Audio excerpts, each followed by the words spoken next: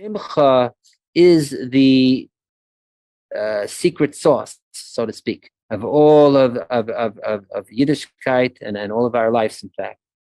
In fact, I think it was the Kotzker Rebbe said that there's no that there's one thing in the Torah that's not a mitzvah, but if without it the whole Torah doesn't exist, and that is simcha. Which is ironic that the Kotzker would say this. And I think he also said the flip side. There is nothing says to be depressed. No avera to be depressed, but if you are, it affects all of our behavioral and therefore all our mitzvahs.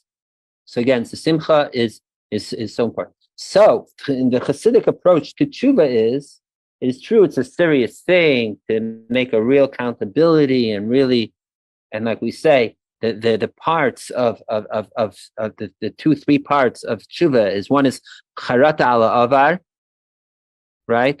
To regret the wrong we did in the past. Then there's also a middle part, which is like vidui or being aware of it, but you can say that's part of the charat. And then there's kabbalah teva ala asid, to accept, to become better and fix and become better in the future. So this is the way to do tshuva. But at the same time, and it's not a contradiction, we could be happy while we're doing our simcha. In fact, firstly, as we said, all mitzvahs are to be done with simcha, right? Like the song, right?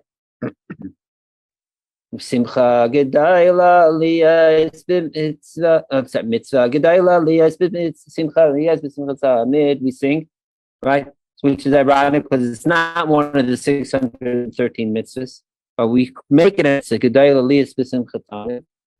And then in Chassidish courts, that we sing also simcha gedayla liyas b'mitzvah tam. Simcha gedayla liyas b'mitzvah, mitzvah tzamid. Simcha gedayla liyas b'mitzvah, liyas b'mitzvah tam.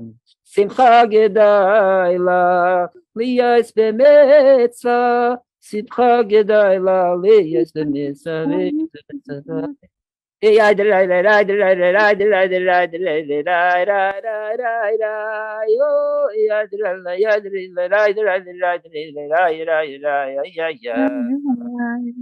what does it mean? Simcha gedayla, the fact that we have a mitzvah, that we're doing mitzvahs, that itself brings us to a state of simcha.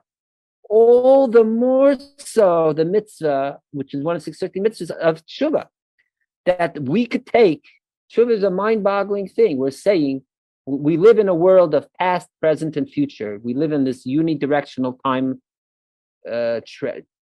way of motion of time. And that the past is the past, the future is the future. And here we're suddenly saying that in the present, I could change things of the past. So we're transcending time and bringing it back into time.